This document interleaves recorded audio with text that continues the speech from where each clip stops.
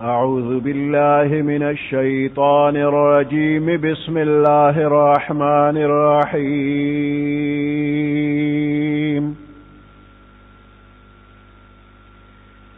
الحمد لله رب العالمين الرحمن الرحيم مالك يوم الدين.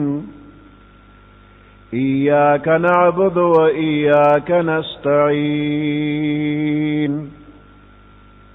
اهدنا الصراط المستقيم صراط الذين أنعمت عليهم غير المغضوب عليهم ولا الضالين.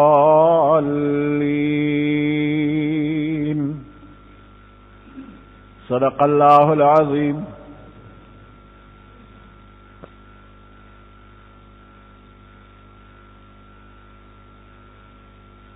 قرآن پاک دا اللہ تعالی کلام دے،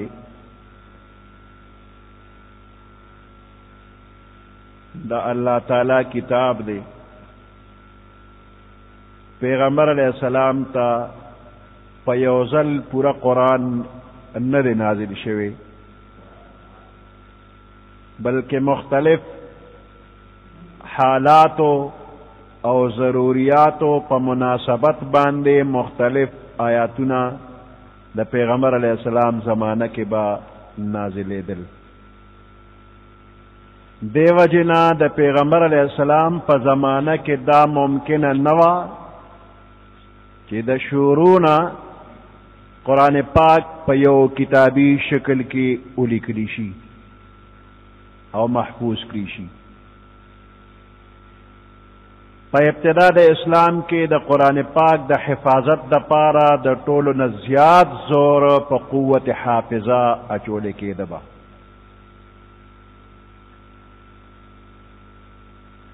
پیغمبر علیہ السلام تا چی بکم آیات مبارک نازلے دا نو پا اغی وقت با جبرائیل علیہ السلام چی سنگوے نو پیغمبر علیہ السلام با وصر سندستی زر جب مبارک خوزولا او اغا آیات بے یادو چران ایر نشی او خم یاد شی. نو اللہ حکم رولے گا لا تحرک به لسانکا، جب پہ مخوزوا. اللہ وطا حکم رولے گا چی آیات دا جبرائیل علیہ السلام تلاوت تا غوک کیک دا او دغ وقت کے دا یادولو دا پارا جب مخوزوا، زر پہ جب مخوزوا. ستا دا الفاظ الدہراولو ضرورت نشتا. اللہ تعالی دا سے قوت حافظہ در کڑی را کہ پا یوزل وینا باندے با مکمل ستا یادیگی او ضربر فرق پا پکنی نو بس صرف اوریدلو کا.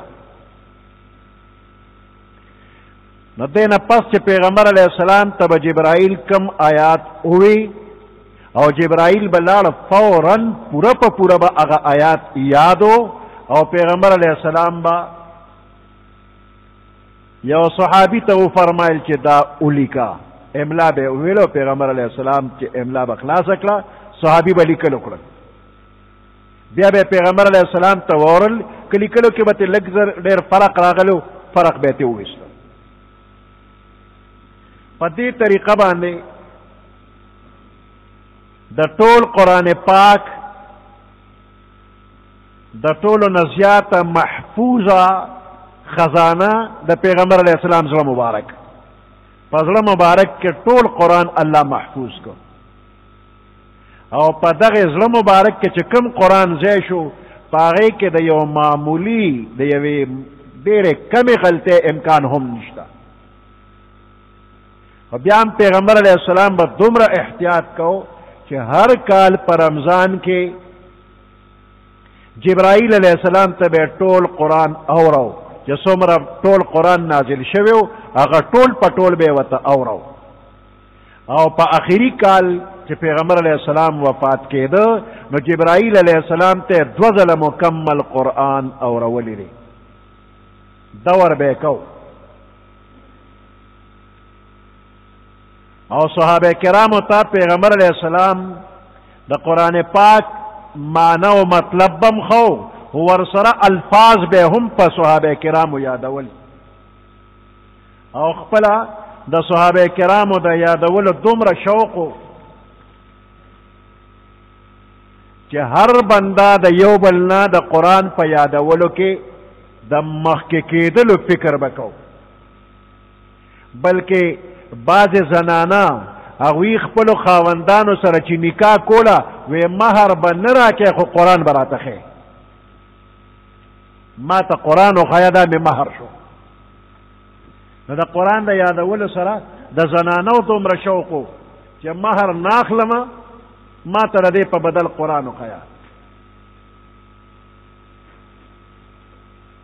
په سونو صحابه کرامو د دنیا ټول غمونو نه ځان آزاد کړو او خپل ټوله زندگی د قرآن یادولو ته وقف کړې وه او بیا صرف یادول نه بلکې د شپې په مانځه کې به یاد قرآن دهراوه او دومره به ولاړو چې خپې به وپړسېدې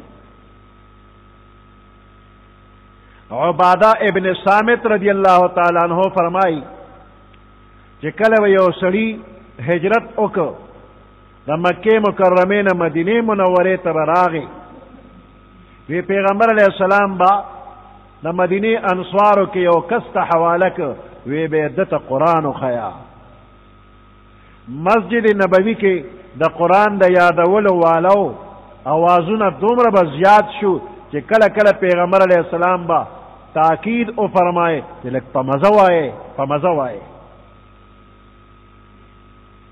مسجد نبوي کې صفه یو دنکاچه وه او په هغې صفه باندې به صحابه کرام ناست و ټوله ورځ قرآن به یې یادو اصحاب صفه د هغې ملګرو ته به اصحاب صفه وي لږه موده کې د صحابه کرامو یو لوی جماعت تیار شو چې هغوی ټول حافظان په هغې کې خلفای راشدین او د هغې نه علاوه حضرت طلحه حضرت سعد عبدالله ابن مسعود حذیفه ابن الیمان ابو هریره عبدالله ابن عمر عبدالله ابن عباس عمر ابن عاص عبدالله ابن عمر معاویه عبدالله ابن زبیر عبدالله ابن صائب حضرت عائشہ صدیقہ حضرت حفصہ ام سلمہ رضی اللہ تعالی عنہم اجمعین دا پکې خاص کسان دي د دین علاوه سونه نورم د قرآن حافظان صحابه کرامو کې ابتدا د اسلام کې ډیر زیات زور په قرآن یادولو باندې ورکړی شو چې قرآن یادوي او د حالاتو مناسب دغه وخت کې قابل اعتماد طریقه هم دقه وه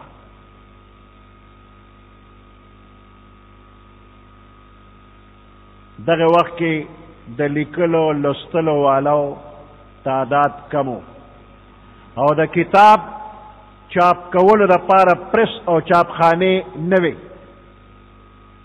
نو که صرف لیکلو باندې اعتماد کېدی نو قرآن به دومره وسیع پیمانه باندې خور شوی نو نه به قابل اعتماد حفاظت شوی اوس د دې په ځای عربو له الله داسې قوت حافظه ورکړې وه چې یو کس ته به په زرګونو اشعار یاد یو کس په زرګونو اشعار به یاد او معمولی دیهاتی باندیسی هغوی به د خپل خاندان شجر نسب خو یادو خو د خپلو اوښانو او د خپلو اسونو به هم شجر نسب یادو د زړه زور یې زیاتو چې زمونږ کره دا اوښ دی نو دا د فلاني اوښ زوی دی او هغه د فلاني اوښ زوی په سونو اوښان به پلار نیکه چېرته ساتلي او سلسله به را روانه هغې له به یې نومونه میښو یاد به نو دغه دپاره قوت حافظه وه نو قرآن دپاره دې قوت حافظې ډېر کار وکړه هغه اشعار وغیره په دې قرآن یادو د قرآن پاک یادولو نه علاوه پیغمبر علیہ السلام د لیکلو اهتمام کړو. حضرت زید ابن ثابت رضی اللہ تعالی عنہ فرمائی پیغمبر علیہ السلام پما باندې با قرآن لیکو چې وحی به نازل شنو پما به لیکل. نو چې کله به وحی نازلېدله نو پیغمبر علیہ السلام باندې به ډېره سخته ګرمي راغلله، بدن مبارک به ټول خوله خوله شو، او چې دغه کیفیت به ختم شو نو ما به چېته د څاروي د شا د ولي دا رمبې تخته اډوکې وي دا تخته اډوکې به مې راواغېسته، یا د بل څیز یو ټوکړه به مې راواغېستله او د پیغمبر علیه السلام خدمت کې به حاضر شوم او ما ته به املا ویل او ما به آیات لیکه. وی د لیکلو نه چې به فارغ شوم نو د قرآن د نقل کولو بوج به ما داسې محسوسو چې ما به وی زما پتون به د ډېره زوره اوس مات شي او زه به بیا د ګرځېدو قابل نیم. وی چې ما به لیکلو کړو نو پیغمبر علیه السلام به وی ووروه، ما به هغه لیکلو ته کتل او رول به مې کول، لکه ما نه څه معمولي غلطي به م شوې وه هغه به یې راته ټیک کړله، بیا به یې چې خلکو ته اوس ووروه. نو کوم آیات چې به نازلېده پیغمبر علیه السلام به په یو کاتب په خپل مخ کې هغه لیکل، د پیغمبر علیه السلام مخ کې به آیات ولیکلی شو، بیا به پیغمبر علیه السلام ته اورو.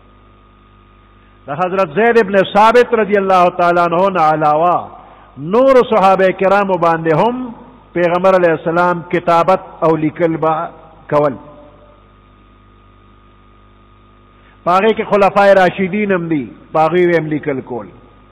ابی ابن کعب، زبیر ابن العوام، معاویہ رضی اللہ تعالی عنہ، مغیرہ ابن شعبہ، خالد ابن ولید، ثابت ابن قیس، ابان ابن سعید وغیرہ رضی اللہ تعالی عنہم دا خاص طور باندې قابل ذکر دی، نور باندې به لیکل کول، خاص کاتبانو دا. حضرت عثمان رضی اللہ تعالیٰ عنہ فرمائی وی دا پیغمبر علیہ السلام دا طریقه وا چې د قرآن پاک کومه حصه نازل شوله نو کاتب ته به ویل چې دا په فلانی صورت کې د فلانی آیات نه رستو د فلانی آیات نه مخکې ولیکا. د آیات ترتیب بم پیغمبر علیہ السلام خو. دغه زمانہ کې کاغذ کمو نو د قرآن آیاتونه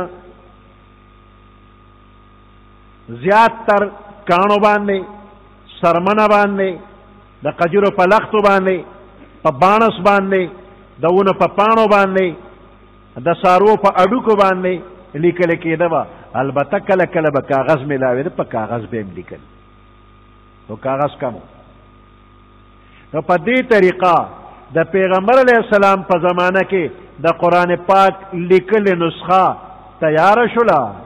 د پیغمبر علیہ السلام په نگرانی کې ټول قرآن ولیکلی شو، خو یو کتابی شکل کې نو، په مختلفو ټوټو باندې ټول قرآن لیکلی شوی دی د پیغمبر علیہ السلام مخکې.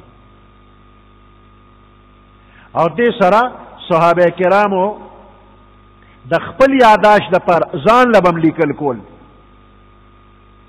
چې د چا به څومره زړه غوښتل نو د قرآن پاک حصې به ځان له لیکلې.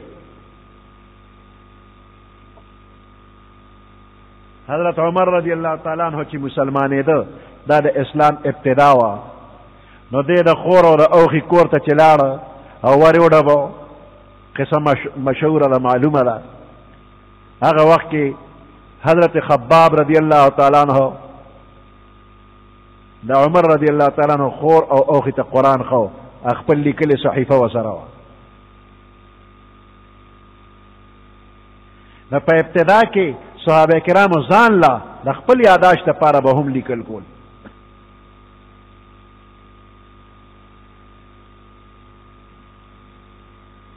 مختلف حصو ټوټو باندې د قرآن پاک لیکل با کېدل او ډیر زیات زور په قوت حافظه اچولی شوی. ډیرو صحابه کرامو قرآن پورا یاد کړو. اوس کتابی شکل ته راتلل دا څنګه وشو؟ ابو بکر صدیق رضی اللہ تعالیٰ عنہ په خپل دور خلافت کې د پیغمبر علیہ السلام د وفات نه وروسته دا خبره ضروری وګڼله چې دا مختلف ځایونو کې قرآن آیاتونه لیکلي شوي دي، دا را جمع کول غواړي، یو ځای او محفوظ کول غواړي. نو خپله ابو بکر صدیق رضی اللہ تعالیٰ عنہ فرمایي زید ابن ثابت رضی اللہ تعالیٰ عنہ روایت کوي چې جنگ یمامه وشوله د ابو بکر صدیق رضی اللہ تعالیٰ عنہ وخت کې یو جنگ وشو، هغې ته وی جنگ یمامه. نو د دغه جنگ یمامه نه وروستو زید ابن ثابت وی زه ابو بکر صدیق رضی اللہ تعالیٰ عنہ راغوښتلم. زه چې ورلم حضرت عمر رضی اللہ تعالیٰ عنہ هم موجودو.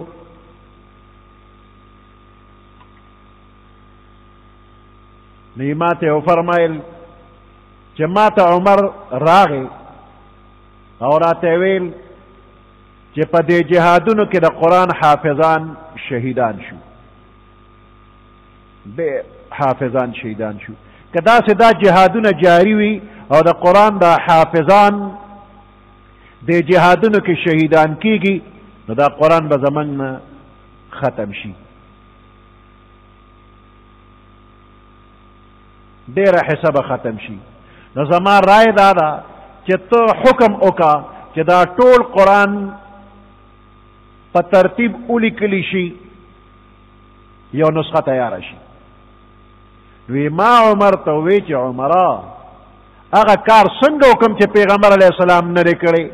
دا کار کتابی شکل کې پیغمبر علیه السلام قرآن نه دی لیکلی، څنګه ولیکم؟ وی عمر رضی اللہ تعالیٰ عنہ جواب راکړ چې په خدای قسم دا کار بهتر دی، دی کې خیر دی. دی نه پس به عمر رضی اللہ تعالیٰ عنہ بار بار ما ته وی تر دې چې زما زړه کې خدای راواچوله چې دې کار کې خیر دی. اوس زما رای هم دا ده کومه چې د عمر رای ده. دی نه پس وی ابو بکر صدیق ما ته حکم وکړ، وی فرمایل چې ته نوجوانې سمجھدارې موږ ستا په باره کې بدګمانه نه یو، تا د پیغمبر علیہ السلام په مخ کې کتابت د وحی کړی دی، لہذا ته د قرآن کریم آیاتونه تلاش کا، راجمع کا، یو کتابی شکل کې ولیکه. زید ابن ثابت رضی اللہ تعالیٰ عنہ فرمائی قسم په الله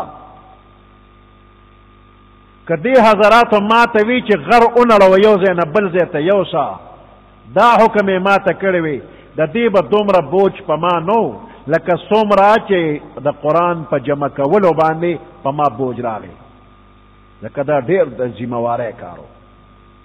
وی ما ورته وی هغه کار تاسو څنګه کوئ چې پیغمبر علیه السلام نه دی کړی؟ ابو بکر صدیق رضی اللہ تعالیٰ عنہ فرمایل په الله قسم دا کار بهتر دی، دی کې خیر دی. وی دی نه پس به ابو بکر صدیق رضی اللہ تعالیٰ عنہ بار بار ما ته ویل تر دې چې زما زړه کې الله را واچوله چې دې کار کې خیر دی.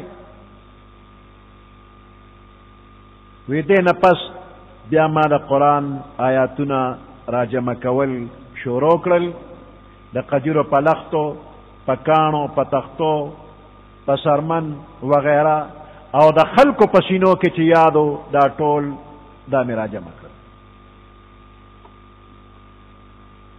اوس حضرت زید رضی اللہ تعالیٰ عنہ په خپله حافظ قرآن دی، هغه داسې کولی شو چې یو ځای کې ځان له ناست د قرآن حافظو، بس د اول نه تر اخره به یې لیکلو، تیاره نسخه به یې پیش کړو، دا قرآن والی وی دی کولی شي، خو نه داسې ونه کړل، په خپل یاداشت باندې اکتفا ونه کړله. د ده نه علاوه په سوونو د قرآن حافظان نورم وو چې هغه یې راجمع کړي چې راځئ چې قرآن ولیکو، او بیا خلکو ته چې دا بس د مختلفو حافظان ولیکو، نو په دې هم اکتفا ونه کړی، داسې هم نه کومه. د پیغمبر علیه السلام زمانه کې لیکلی شوي نسخې چې خلکو سره وي دی هم کولی چې هغوی ته یې چې راوړه چې نقل یې کړو، او بیا خلکو ته چې دا قرآن نه دی هم ونه کړل، بلکې دا تمام ذرایع په یو وخت باندې دی راوړل او ټول ذرایع په کار راوستل، او هر یو آیات چې به لیکو نو پاغه به دو گواهان غوښتل، هر یو آیات سره دو گواهان. هغه دو گواهان به وایي چې ما د پیغمبر علیه السلام نه دا آیات په خپله اورېدلی دي، دقسې مې اورېدلی دي، او زما په مخ کې پیغمبر علیه السلام په فلاني کاتب لیکو، زما مخ کې لیکلی شوي دي. داسې دوه گواهان په یو یو آیات یې راغوښتي دي، او ورسره د پیغمبر علیه السلام زمانه کې چې چا لیکلو نو هغه به هم ترې راغوښتل، هغې سره به هم کتو. نو په دې طریقه باندې د قرآن آیاتونه را جمع کړل. هر یو چې صحابي به آیات راوړو نو حضرت عمر فاروق رضی الله تعالی عنہ خپل حافظ قرآن او ابو بکر صدیق رضی الله تعالی عنہ دیم په دې کمیټه کې غشتو د قرآن په لیکلو کې. نو زید ابن ثابت او حضرت عمر فاروق رضی الله تعالی عنہما دوی به په شریکه د صحابه کرامو نه آیات وصولو، دو گواهان به غسل. هغوی به زمنګ په مخ کې نازل شوی دی، زمنګ په مخ کې پیغمبر علیه السلام لیکلی دی او من ته اورېدلی دی. بیا چې دقه لیکل به د خلکو نه واغشت او شهادت، نو زړو نسخو سره چې چا سره خپل لیکلو هغې سره به مقابله کې او به کتل. نو په دې طریقه باندې ټول قرآن را جمع کړ. خو بیا هم یو کتاب کې نو. ابو بکر صدیق رضی الله تعالی عنہ چې په دې کمیټې باندې دا قرآن را جمع کړ، نو دې کمیټې ټول قرآن ولیکه، خو یو کتاب نو لکه زمونږ مخې ته چې یو قرآن پروت دی. څنګه؟ هر یو صورت ځان له ځان له سپاره کې ولیکه. سورت بقره ځان له سپاره ده، آل عمران ځان له ولیکه جدا کتاب دی، سورت یاسین ځان له کتاب دی. داسې یو یو صورت ځان له کتاب شو، او دې نسخې ته لفظ نوم کېښوده، اصل.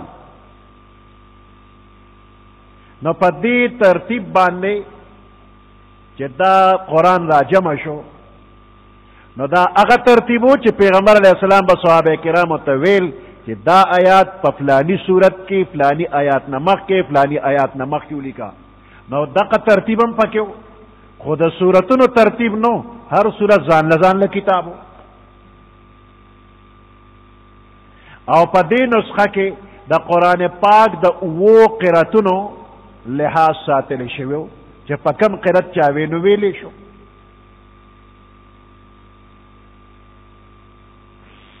د دې نسخې د لیکلو مقصد دا و چې یو مرتب نسخه د تمام امت لپاره اجماعي تصدیق سره تیار شي، چې کله اختلاف راشي چې دې سره مقابله کوي، بیا دې ته رجوع کیږي. دا نسخه چې تیار شوله، نو د ابو بکر صدیق رضی الله تعالی عنہ دور خلافت کې هغه سره محفوظ پرته وه، او چې بیا هغوی وفات شو نو عمر فاروق رضی الله تعالی عنہ سره دا نسخه امانت پرته وه. او د هغوی نه پسو د پیغمبر علیه السلام بیبي حضرت حفصه رضی الله تعالی عنها سره وه، او چې حضرت حفصه بیبي وفات شوله نو مروان ابن الحکم سره پرته وه، او بیا هغه په دې خیال باندې دغه نسخه اوس وځوله چې د حضرت عثمان رضی الله تعالی عنہ نسخې تیارې وي. نو دا نسخه هغه بیا ختمه کړله. حضرت عثمان رضی الله تعالی عنہ په نسخه د ټول امت اتفاق راغلی و، نو دغه نسخه بیا ختمه کړه، ویې سوځوله. اوس حضرت ابو بکر صدیق قرآن را جمع کړ، خو حضرت عثمان رضی الله تعالی عنہ ته هم جامع القرآن وی. نو دا داغه جمع د قرآن دا څنګه وه؟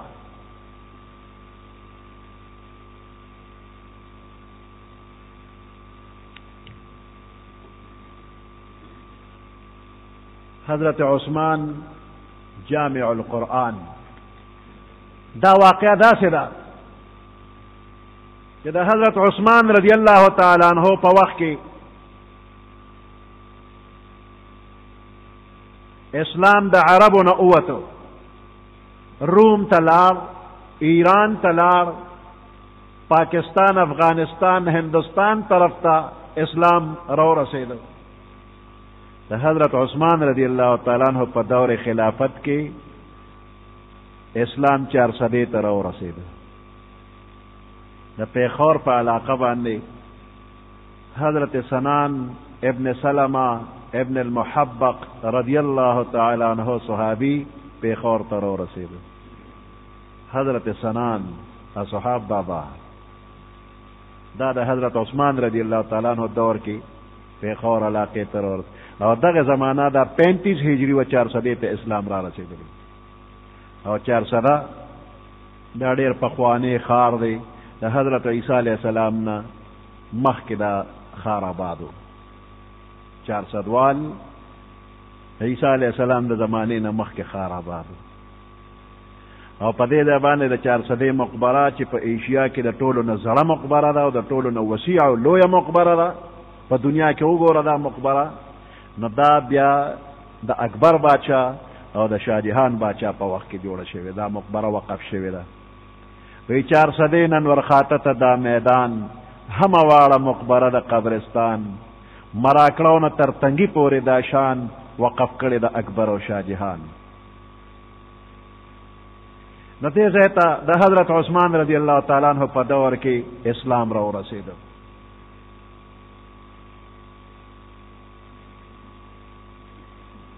هر نوې علاقه کې چې خلک به مسلمانان شو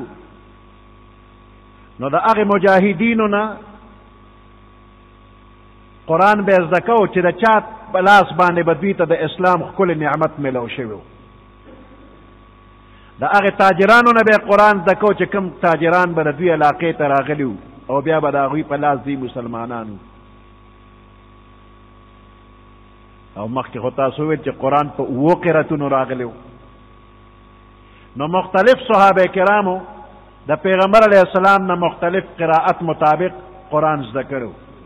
نو هر صحابي خپل شاګرد ته د هغه قراءت مطابق قرآن خولی کوم چې هغه د پیغمبر علیہ السلام نه زده کړی.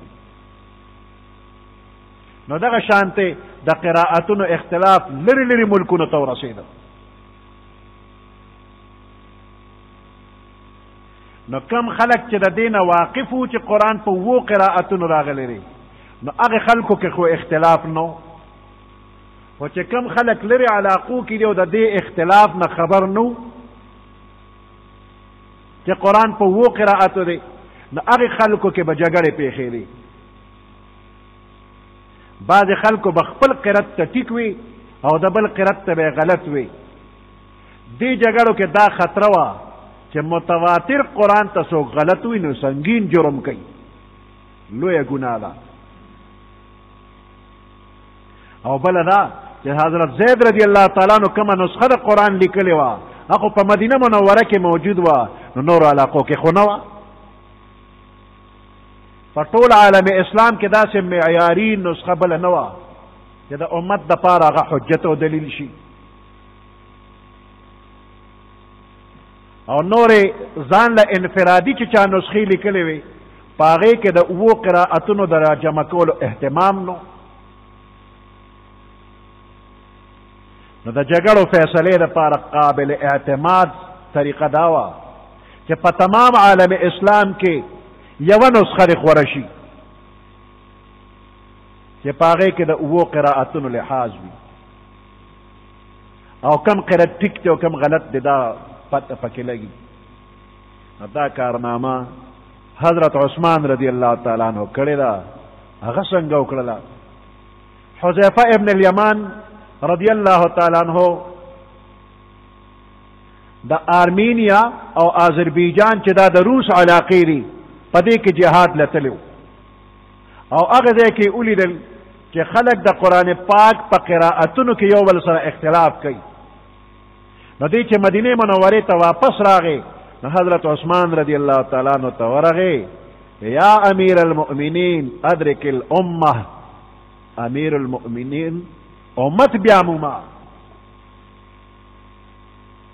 وی څه چل شوی دی؟ وی د الله د کتاب په باره کې د یهودو نصوارو په شانته اختلاف په مسلمانانو کې راغلی دی. علاج یې وکړه. وی څه چلو شو؟ وی آرمینیا محاذ باندې جنگیدو، جهاد هم کو. وی د شام خلق د ابی ابن کعب قرائت وی، عراق والته خبر نه دي د دې قرائت نه. عراق خلق د عبدالله ابن مسعود د قرائت مطابق قرآن وی، شام والته نه دي خبر. وی دوی چې یو بل ته مخامخ شي، یو ته وی کافر، بل بل ته وی کافر، غلط قرآن وی غلط قرآن وی، دا خو ټول خرابېږي په دې. حضرت عثمان رضی الله تعالی عنہ دا خطر مخکې نه محسوس کړی و، اطلاع ورته ملو شوې وه چې په مدینه کې هم داسې واقعات شته. د قرآن پاک د یو استاد شاگردان د یو قرائت مطابق، د بل استاد شاگردان د بل قرائت مطابق، د مختلف استادانو شاگردان چې یو بل سره مخامخ شي او مختلف قرائتونو کې یو ته وي ته غلط وي، بل بل ته وي ته غلط وي. حذیفه ابن الیمان دې خطرې ته توجه د حضرت عثمان رضی الله تعالی عنہ راواړوله. نو عثمان رضی الله تعالی عنہ صحابه کرام را جمع کړل او ته تقریر وکړ، وی ما ته دا اطلاع ملو شوې ده چې بعضې خلک یو بل سره دا قسمه خبرې کوي،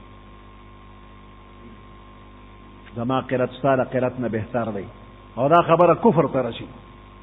لہذا تاسو سره لرئ ما ته ووایئ. وی صحابه کرامو تپوس کوي ستا سره ده؟ نو عثمان رضی الله تعالی عنہ فرمایي زما رای دا ده چې موږ دا ټول خلک په یو مصحف په یو کتاب را جمع کړو او اختلاف نه پیښیږي. وی صحابه کرامو د ده رای خوښه کړله. وی حضرت عثمان رضی الله تعالی عنہ بیا یو خطبه ویله، وی فرمایل چې تاسو په مدینه کې زما سره قریب یې، د قرآن پاک د قرائت په باره کې د یو بل تکذیب کوي، یو بل سره اختلاف کوي. دې نه معلومیږي چې کوم خلک ما نه ډېر لرې وطنونو کې دي، د هغوی به څه حالي، هغوی به ډېر تکذیب کوي، ډېر اختلاف به کوي. نو داسې یو نسخه تیارول پکار دي چې هغه واجب الاقتدا وي، ټول خلک هغې پسې اقتدا وکړي. نو حضرت عثمان رضی الله تعالی عنہ حضرت حفصه رضی الله تعالی عنها کرا سوال جواب ولېږه چې تا سره کومه نسخه د ابو بکر صدیق رضی الله تعالی عنہ تیاره ده او موجود ده، هغه موږ له راولېږه، موږ به د هغې نه نقل وکړو، اصل نسخه به تاله واپس درولېږو. وی حفصې بیبي هغه صحیفې حضرت عثمان رضی الله تعالی عنہ له راولېږلې. حضرت عثمان رضی الله تعالی عنہ د څلورو کسانو کمیټي جوړه کړله. زید ابن ثابت رضی اللہ تعالیٰ عنہ، عبداللہ ابن زبیر رضی اللہ تعالیٰ عنہ، سعید ابن العاص رضی اللہ تعالیٰ عنہ، عبد الرحمن ابن حارث ابن هشام رضی اللہ تعالیٰ، دا څلورو کسانو کمیټي جوړه کړه او ورته ډیوټي ورکړله چې ابو بکر صدیق رضی اللہ تعالیٰ عنہ کومې صحیفې لیکلې دي د هغې نه تاسو نورې صحیفې تیارې کړئ چې په هغې کې د سورتونو ترتیب هم وي، ځکه ابو بکر صدیق رضی الله تعالی عنہ د سورتونو ترتیب نو مقرر کړی، ځکه هر سورت جدا جدا کتاب و. نو تاسو به یو کتاب جوړوئ او د سورتونو ترتیب به پکې وي.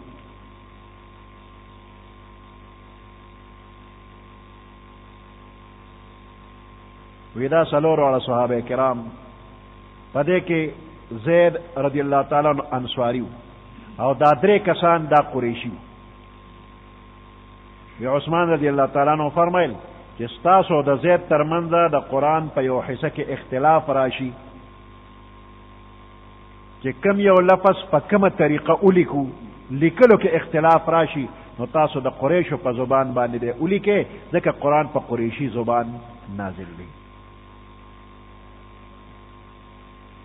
نو بنیادی طور باندې دا کار د څلورو کسانو کمیټې ته حواله شو او نور صحابه کرام په دې کې هم مددگار لګېدلي.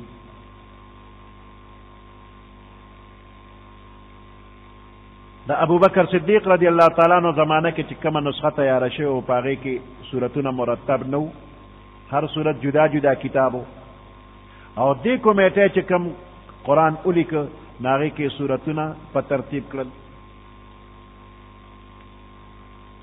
رسم الخط دویمه خبره دا وه چې قرآن په داسې رسم الخط ولیکلی شو چې د مختلفو قرائتونو لحاظ پکې و. او دریم دا چې د قرآن پاک مکمل معیاري نسخه چې ټول امت په هغې باندې اجتماعي تصدیق کوي هغه صرف یو نسخه تیاره شوله. او بیا د دغې نسخې زیاتی نقلونه تیار شو. یو روایت کې 15 په دویم روایت کې 9 قرآن شریفونه ولیکلی شو یو شان. یو په مکه مکرمه کې کېښودی شو، دویم په شام کې، دریم په یمن کې، څلورم په بحرین کې، پنځم په بصره کې او شپږم په کوفه کې او اوم په مدینه منوره کې.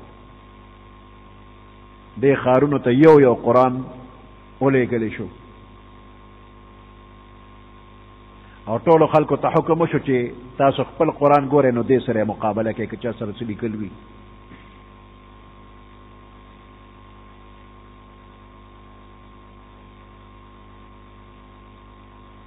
دې نه پس حضرت عثمان رضی الله تعالی عنہ نور نسخې چې چا سره وي نو هغې ته حکم وکړو دغه نسخې ختمې کې، ځکه دې نه بیا وروستو اختلاف پیدا کېږي.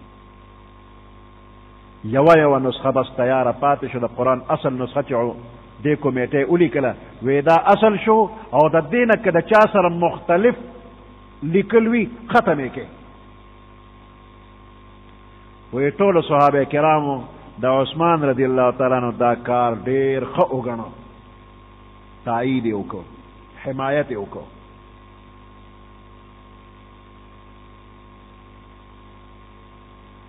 قرآن پاک کې تلاوت چې کېږي نو دې کې اسانتیا پیدا کولو دپاره نور کار شوی دی.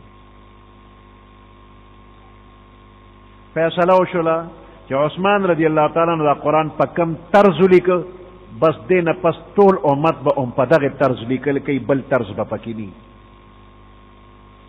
رسم عثماني باندې به لیکي. دا واجب شو چې بل خط به څوک نه لیکي، هم دقسې خط به لیکي. په دغه قرآن پاک کې نقطې نه وې، زبر زیر پیش شد مد دا پکې نه. نو د عجمو لپاره دا کار ګرانو، ځکه اسلام عجمي ملکونو ته چې ورسېده نو د دې خبرې ضرورت پیښ شو چې نقطې او زور زیر پیش دې وشي. عرب چې هغوی ته خو اسانو، لکه موږ چې اردو پښتو بغیر د زور زیر نه وایو نو عربو بغیر د زور زیر نه قرآن ښه ویلی شو، خو موږ نه شو ویلی. نو زموږ دپاره دې بزرګانو دا خواري وکړله چې زور زیر پیش نقطه شد مد دی راله جوړ کړه ورته یې ولګول. اوس دا کار چا کړی دی؟ نو دا حجاج ابن یوسف کړی دی. د مشرانو په مشوره باندې حسن بصری، یحیی ابن یعمر، نصر ابن عاصم اللیثی وغیرہ دې بزرگانو مشوره وا او حجاج ابن یوسف دا کار کړی دی. زور زیر پیش وغیرہ شد مد نقطې د حجاج ابن یوسف کړی. اوس دا قرآن پاک و منزل دی، دا کار پکې چا چلولی دی؟ وی صحابه کرام او تابعین د دوی معمول دا و چې په یو هفته کې به قرآن ټول خلاصو. نو د دې مقصد دپاره روزانه تلاوت دپاره یو مقدار مقررول، دې ته حزب وی یا ورته منزل وی. نو ټول قرآن پاک د اوه منزله جوړ کړی دی. نو دا منزل د کوم ځای نه شروع کېږي او په کوم ځای ختمیږي؟ اوه منزله قرآن که په هفته کې څوک قرآن خلاصوي. نو د دې لپاره د قرائت دا کتابونه وغیره دي. دوی وی فمی بشوق، وی دا لفظ دکه نو دې نه ترتیب معلومیږي. اوس فمی بشوق دا خو یو حرف راغشت دی او د یو منزل د سر ټکي دی. نو فی سورة فاتحه رنبنی منزل د سورة فاتحه نه شروع شي، سورة نساء پورې یو منزل، یو حزب سورت فاتحینا سورت نساء پوری.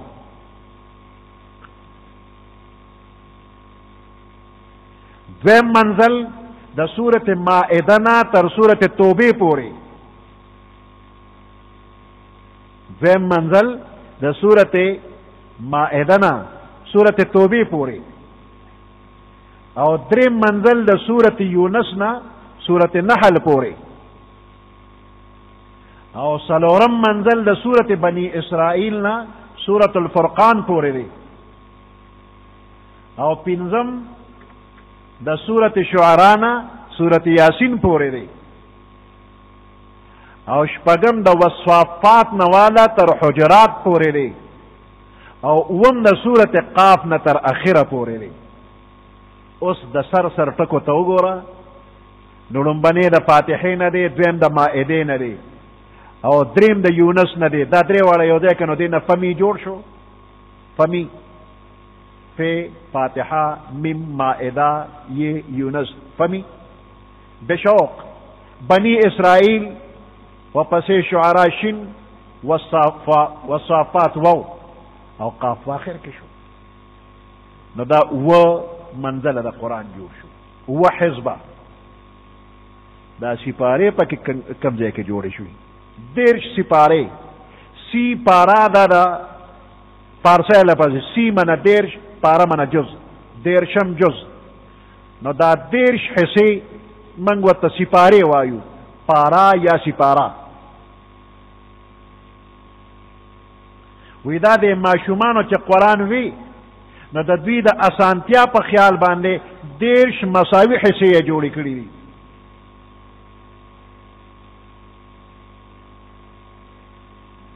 نو هر 10 حصے ته پارا یا سپارا وی.